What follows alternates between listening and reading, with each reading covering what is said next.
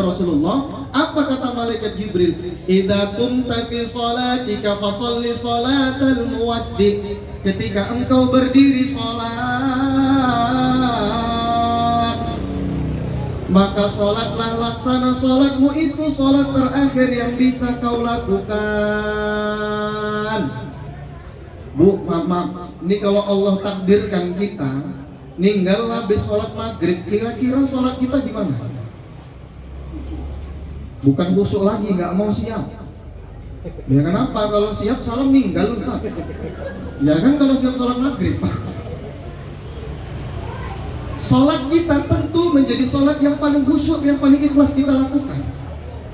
Tapi sayang, seribu sayang, salat yang kita lakukan bukan justru mengaku salah, tapi maaf Pak, sekarang salat kita banyak mencari salah. Bapak pengurus masjid pasti tahu dan merasakan itu. Seharusnya begitu salat, Allahu Akbar, ya Allah aku yang ngalah. Tapi kita kan enggak. Bu, ada pertanyaan, jamaah nanya, Ustaz, kawanku sholat, di mana sholatnya? Di masjid raya Ustaz. Terus, begitu sholat di masjid raya, ku tengok kawan Ustaz yang sholat di sebelahku, masa tangannya gini Ustaz. Ibu pernah nengok sholat gini? Sholat gini. Masa tangannya gini Ustaz. At-tahiyatul mubarakatus. Aku nggak khusyuk. Dalam hatiku, wah. Kau sholat? Ini kan ngajak gaduh nih namanya. Ya kenapa kita sholat at-tahiyatul? Kan yang ditengok tangan siapa? Tangan kita. At-tahiyatul mubarakatus. Tangan apa? Ini kawan ini, kenapa lah mesti matanya menjulur sampai ke sana? Kan itu jadi pertanyaan. Gini tangannya Ustaz. Itu sebelah bawah. Enggak, ada 4 orang lagi Ustaz. Apa enggak jauh kali bawah itu? Enggak. Kan masalah itu. Seharusnya sholatnya mengaku salah, tapi justru sholat nyari masalah. Itulah sholat nyari masalah.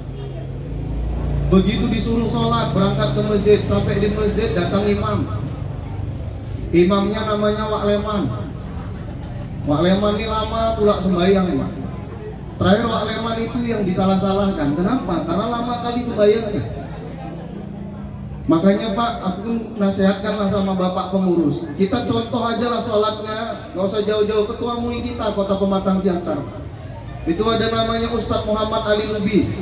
Setiap aku sholat maghrib di sana, maaf Pak, hampir tak pernah berganti ayat yang dibaca. Kalau sholat maghrib kita ke sana Pak, rakaat pertama surahnya Qul ya ayyuhal kafirun. Rakaat kedua yang dibaca Qul huwallahu ahad. Kira-kira jamaah tenang nggak hatinya? Bu, apa lah orang ini ngantuk apa cuma? Bu tanya, aku nanya ini. Kira-kira kalau jamaah imam bacanya Al-Kafirun sama Al-Ikhlas, jamaah tenang apa enggak? Tenang. Sempat yang begitu dibaca Alif Lam Mim Dzalikal kitab, koyalah sembahyang dewi aku balik. Ustadz Muhammad Ali Lubis itu loh. Sekali-sekali sholat sana lah, maghrib. Sholat rakaat pertama Al-Kafirun, rakaat kedua Al-Ikhlas. Begitu sembahyang tengok wawa itu lama kali sholat. Apa yang dibaca? Surah Al-A'la. Sabbihisma rabbikal a'la. Seharusnya 2 harokat, dibacanya sampai 4, 5, 6 harokat. Udah gitu berselema pula bacaan. Selama sholat ini wawa di belakang, yang sholat di belakang imam tadi asik nutuk wawa itu. Walau wak ninggal aja nopo. Rusak sembahyang kami. Aku tobat usia 70 tahun. Itu sholat jumpa wawa pula jadi imam, makin gak beres sembahyangnya. Begitu sujud, maaf angkat berdiri, duduk dia. Duduk tasyahud akhir.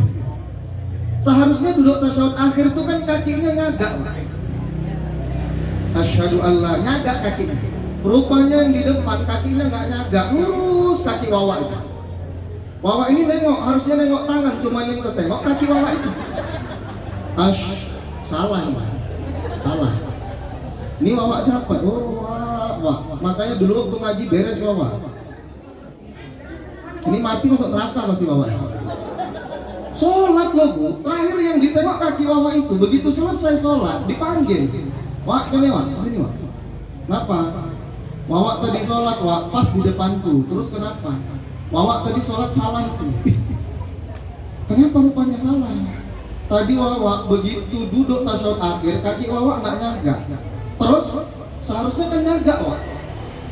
Berarti Wawa sholatnya salah itu, nggak sah.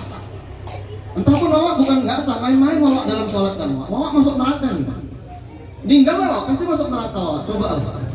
Kan berat kali sholat kita itu. Yang mau ku sampaikan gini Pak. Pak, Bu, maaf. Sholat kita ini nggak ada yang betul-betul khusyuk 100% nggak ada. Terus teranglah sama diri pribadi aja. Ku tanya, Bu, Ibu sholat khusyuk? Oh, udah jujur aja, karena puasanya nih. Kalau nggak gini jawaban orang. Pak, sholat Pak Kabak sholat khusyuk Pak. Berat, apalagi kabak, udahlah, nggak usah banyak kali. Kabak apalagi itu paling nggak khusyuk sholatnya. Allah Akbar, payah kali punya anggota nggak bisa diatur. Suruh ikut kemari aja, gue tengok nggak ada sebiji pun orang itu. Besok gue lopain satu-satu. Pak Jainal kalau ini khusyuk, aku nggak berani kalau ini. Pak Zainal hobi main bulu tangkis. Yang teringat apa? Kok gitu pula tadi kawan itu nyemes ya. Udah tahu aku tua gitu kali gayanya. Kalau mau main cemes-cemesan nggak sekarang lah. Dulu waktu aku muda. Muda aku dulu habis nyamuk sama aku. Teringat kawan dalam sana. Ustadz sama aja Pak. Ustadz apa khusyuk kali? Nggak juga Pak. Maaf aku kemarin Isra Mi'raj kan 38 titik kan aku terkenal kali.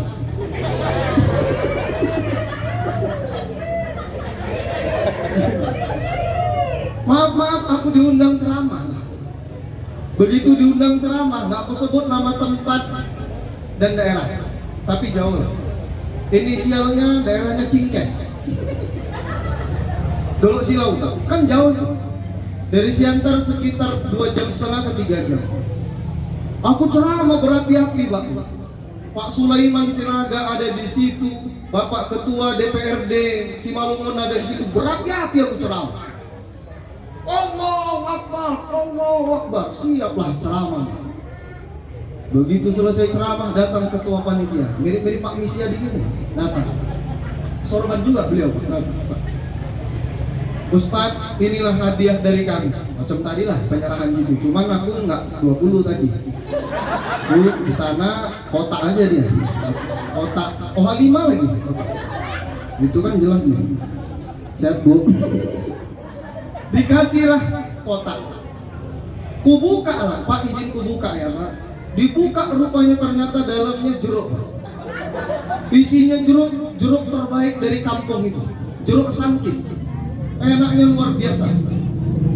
Ustadz, ini hadiah dari kami masyarakat untuk Ustadz, bawa pulang. Datang satu lagi bawa kotak lagi. Begitu dibawa kotak, kubukakan rupanya sayur. Ada genjer, ada apa isinya. Senang kali aku Pak. Bukan apa, aku senang makan sayur. Bawa lah, hati-hati ya Ustadz. Naiklah aku ke mobil itu. Aku kan naik mobil kencang Pak. Tadi dari sana, dari Sumber Jaya aku 15 menit gak sampai. Gas aja, lampu merah pun ku tabrak demi Pak Misyadi. Gas. Begitu sampai di mobil Pak, biasanya 80 km per jam sekurang-kurangnya. Ini begitu duduk, kok macam ada yang kurang. Rupanya nilai ta'ala kejadian nih Pak, ini kuasa aku ngapain bohong. Lupa orang tuh ngasih amplopnya Ustaz. Betul kejadian Ustaz, tanya lah Pak Suparno, tanya itu.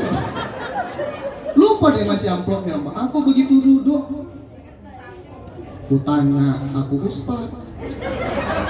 Enggak, ku tanya, kepikiran, ya bukan apa-apa Pak, minyak 200 nggak kemana itu Pak.